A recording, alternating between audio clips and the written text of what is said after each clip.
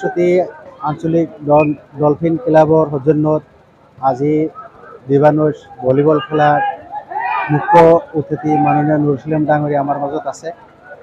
তেখেত আহি আমাক উৎসাহ অধিসূচনা দিছে, আমি নথৈ আনন্দিত হৈছোঁ। আৰু খেলখনত যি পৰিৱেশ চলি আছে বহুত ধুনীয়াকৈ চলি আছে। ইয়াত 19-20খনকৈ টিমে যোগদান কৰিছে আৰু বহুত দূৰ দূৰণিৰ পৰা আহিছে। আমাৰ এই অঞ্চলত খেলুৱৈসকল অহাৰ বাবে খেলাৰ কাৰণে আমি নথৈ আনন্দিত হৈছোঁ। তেওঁলোককো মই ধন্যবাদ জনাইছোঁ। আৰু ইয়াত বহুত ৰাইজ উপস্থিত হৈছে খেল চাবলৈ, মানে বয়সীয়াল মুৰব্বী, জোৱান, যুৱক, লগতে মানে আমাৰ বহুত সন্মানীয় ব্যক্তিও আছে। সকলোলৈ মই ধন্যবাদ জনাইছোঁ। আৰু খেলখন বৰ সুন্দৰ পৰিৱেশত মানে চলি আছে। সুকসতি ডলফিন ক্লাবৰ সৌজন্যত সদৌ অসমবাদ ভিত্তিত দ্বিতীয় বাৰ্ষিক দিবানৈৰ খেল ভলীবল খেল প্ৰতিযোগিতা আজি অনুষ্ঠিত হৈ আছে।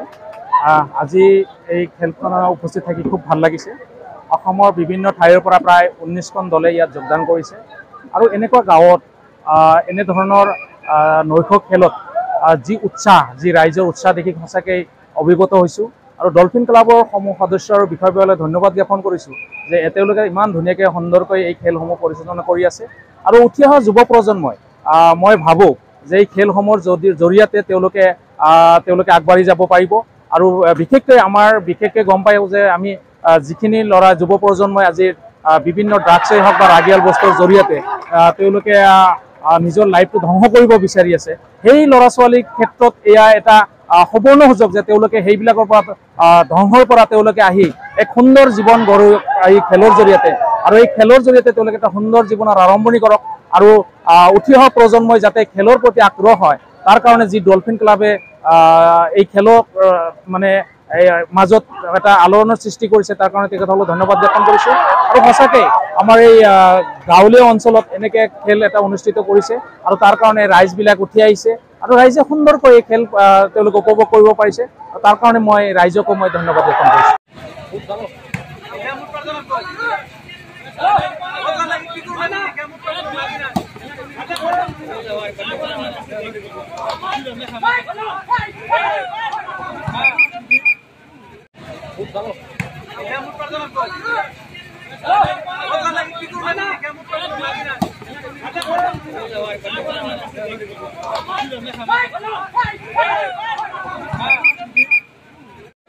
আমাৰ সম্মানীয় অতিথিসকলক আমাৰ মঞ্চ